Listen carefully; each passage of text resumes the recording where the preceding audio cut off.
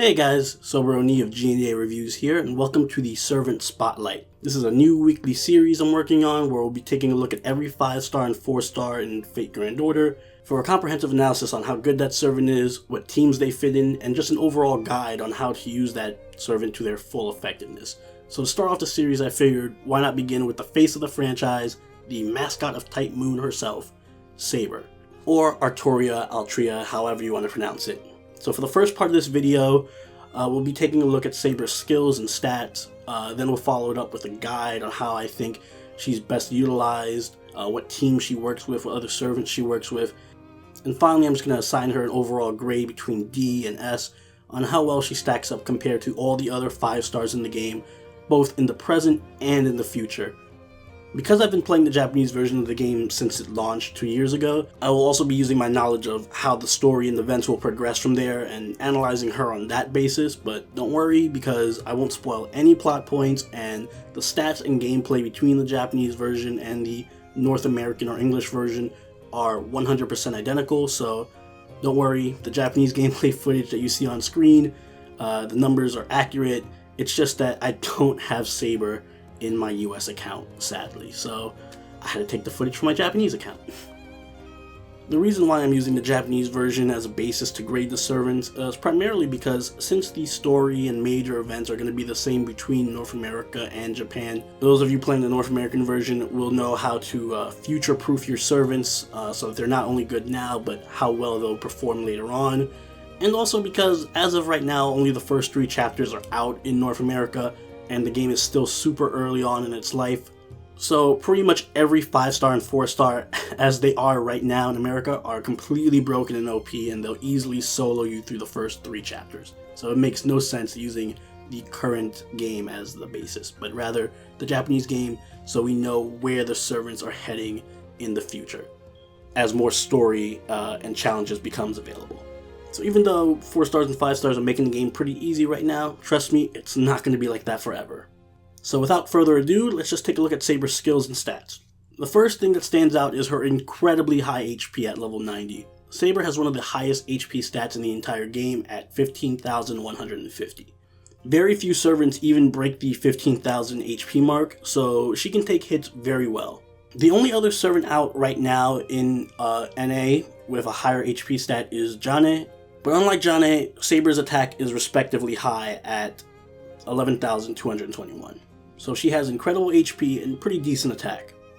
So next, let's look at her skills.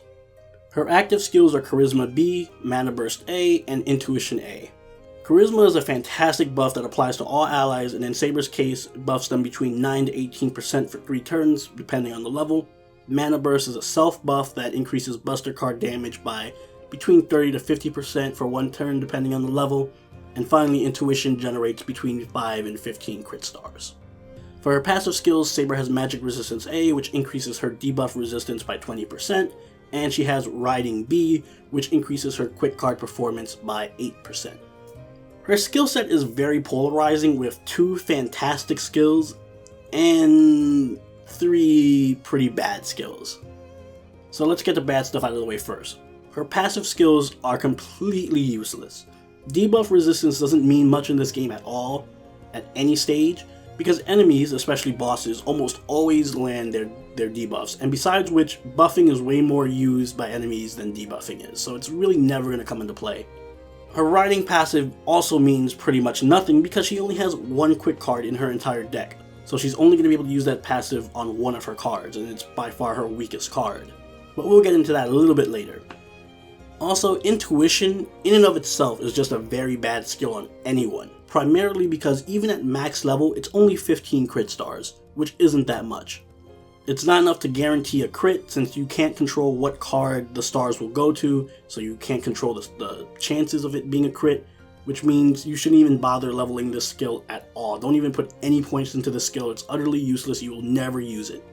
Now with that said, Mana Burst and Charisma are fantastic skills. They greatly buff not only herself, but her allies as well. You should prioritize leveling Mana Burst if Saber is your main damage dealer on your squad, or you can focus on prioritizing Charisma if you have her playing more of a support role to somebody like Hercules or Vlad.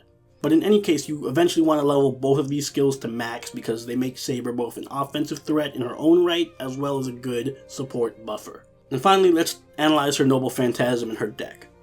Her deck is QAABB, or Quick Arts Arts Buster Buster.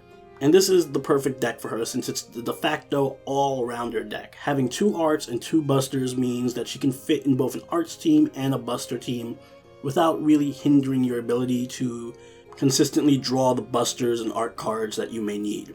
And 1 quick card hurts her passive with riding, but quick isn't as valuable as arts or buster for the most part, and unless you are a servant dedicated to quick cards, i.e. you're an assassin that has a quick buff or a quick Noble Phantasm, or you generate a bunch of crit stars, having more than 1 quick card really hurts more than it helps. Her Buster Noble Phantasm means that she can also make a Buster Brave chain on her own, so along with her 2 buffs, her Buster Brave chain can hurt a lot. Her Noble Phantasm is Excalibur, and it's pretty good. It's an AoE attack that's built for wave clearing, and because it's a Buster Noble Phantasm, it does have a good modifier and it does do a lot of damage. But because it's AoE, it means that damage is spread out, so it's more geared towards wave clearing and not as powerful against single targets like bosses. So she does not really have a boss killing Noble Phantasm.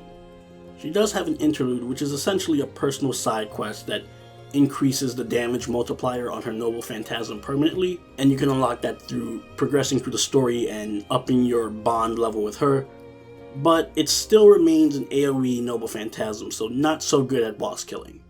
Additionally, after using her Noble Phantasm, her gauge resets to between 20 to 50% depending on her Noble Phantasm charge, rather than 0% like most other servants do. So basically that means she can spam her Noble Phantasm more consistently than most others, and she may even be able to get it off twice or 3 times in one battle if it goes on long enough. So what team does she work best in, and how do you really use her to her max effectiveness? Well, now we get into Saber's greatest strength and her greatest weakness. She can fit on virtually any team. Seriously. Her skill set and stats make her the de facto jack of all trades. Need a support buffer? Here's Saber with Charisma so she can buff your damage dealer substantially for 3 turns.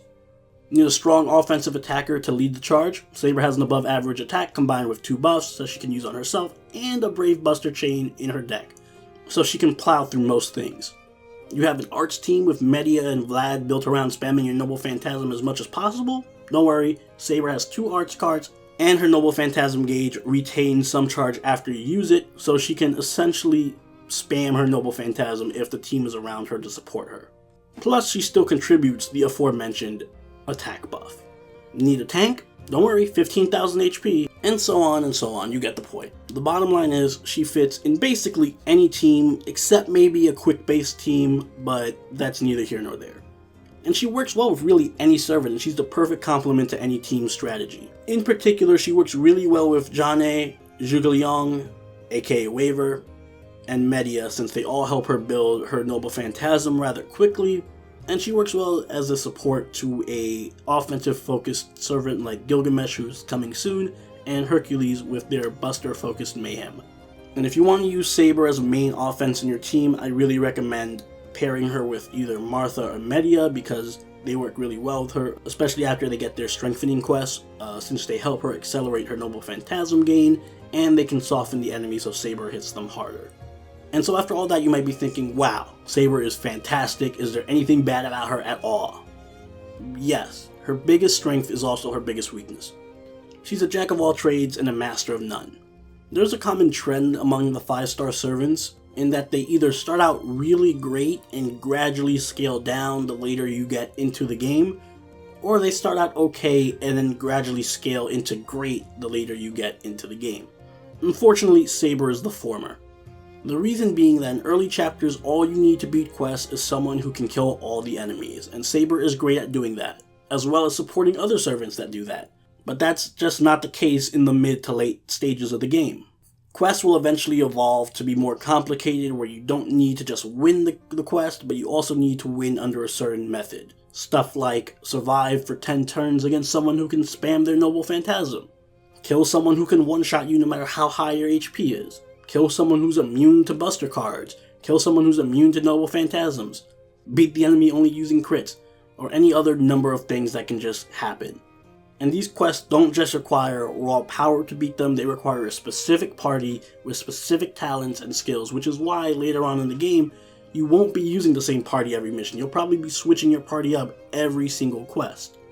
So teams that specialize in maximum damage output, or specialize in surviving, or specialize in getting crits, etc., are way more valuable. And Saber specializes in nothing, making her actually a burden in some of these leader challenges and quests when you don't need an all-rounder to even out your team. You need a team of specialists to maximize whatever it is they need to do. Saber is like having a toolbox of 100 different tools when all you need is a hammer. That is to say, she isn't useless and she can still get the job done, but just not in the most efficient way possible. Personally, I love Saber and she's really fun to use, and if she has any specialty, it's in wave clearing. But then again, a lot of servants specialize in that, and she's by no means the best wave clearer either. Although she falls off late game, she isn't bad by any stretch of the imagination. In fact, all the footage I captured for this video using Saber was me using her in the latest story and event missions in Japan. Missions with a recommended level of 90 that are obviously super late game, and she's able to still hold her own and win. And you can see she's working with a variety of teams that I use her in. So she can by all means hold her own no matter how far into the game you get. That said, there are just way better options if I wanted to maximize my efficiency, and everything she can do, someone else can do better. If I were to rate her between D and S, D being the worst and S plus being game-breakingly OP, she's a solid B. She's a solid fighter, she's probably the best all-rounder in the game, and definitely worth pouring resources into to max her out, especially early on. Just be aware that later on she's only as good as the team you build around her. She can't really sustain a team by herself.